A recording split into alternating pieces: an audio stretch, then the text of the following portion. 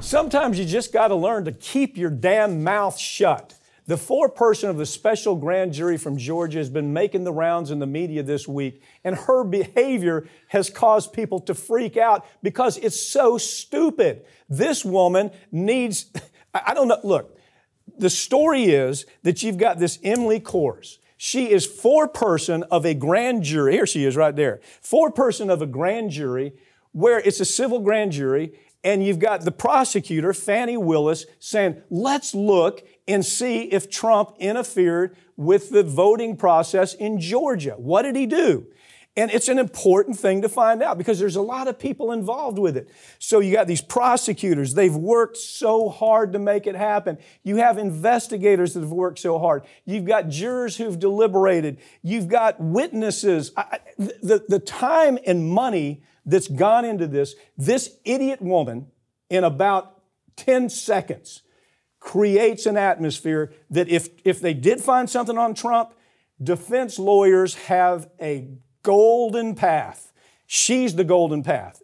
Any chance of this thing actually going anywhere now is really diminished. Yeah, what she has done, I mean, and we've got media outlets on the left and right and in the middle that have all gone after her for what they're just describing as just bizarre behavior.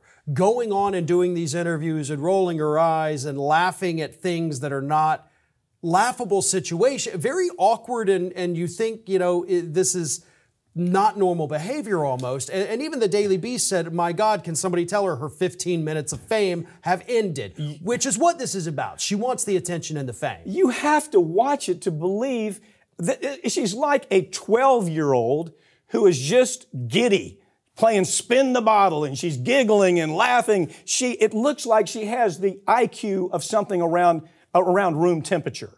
And she's the foreperson of this whole process. And here she's talking about what other jurors thought. She's talking about how they deliberated. She's talking about what she saw in witnesses and what they did, and she was laughing about that. She's talking about what she thought those witnesses were. I mean, this has gone so far. The problem is Fani Willis, the prosecutor, lost control of everything. She made this into such a political issue. And the chances are they probably could go after Trump in some criminal setting. This, though, every defense lawyer that's going to be there for Trump and all these other people that should or possibly be indicted, it's going to be a heyday for them.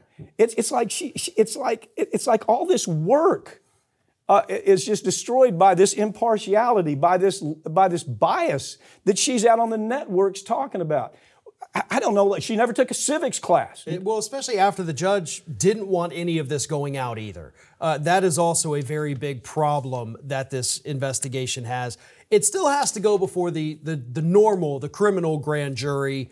So I don't know how that plays out in the end, but her behavior, Trump's lawyers have already come out and they're making it an issue now. My God. And if they capitalize on this, then like you said, I mean, they brought in experts in racketeering on this investigation. The cost, they got him. They got the people they needed to get, and it could be undone. And I know people may not understand this, but this behavior could kill all of that. It truly could. Troy, I mean, I got to tell you, there's just no question about what you're saying there, Farron.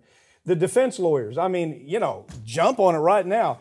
Describe her, she's the product of a ridiculous circus who's suggesting that Fani Willis the prosecutor is the ringleader. Here's the problem. They're in the 11th Circuit in Georgia, okay? Conservative circuit. You think that they're not going to be able to tie this woman's conduct up in appeals for a long, long time? That's the problem. And did the judge lose control? I mean, I don't know. I don't have an opinion about that. I don't know what the judge did.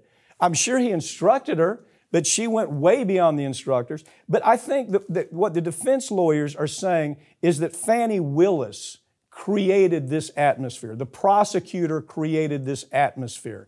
And now she's the end product. It's like this, like I say, it's a giddy 12-year-old.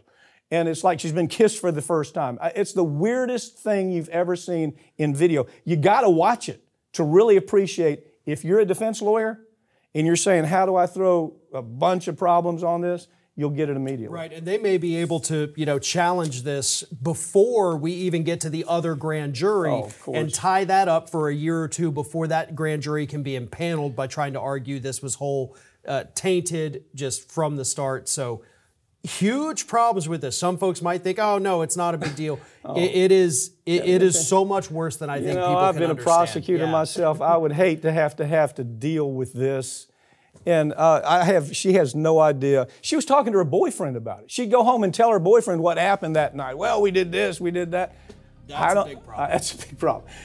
Farron, thanks for joining me, okay? Thank you. That's all for this week, but all of these segments are going to be available this coming week right here on this channel, and you can follow us on Twitter at America's Lawyer. I'm Mike Papantonio, and this has been America's Lawyer, where we tell you the stories that corporate media won't tell you because their advertisers don't allow for it. They tell them, no, you can't tell that story because we're paying you money to advertise it. Or their political connections just don't allow for it because those political connections are so tribal.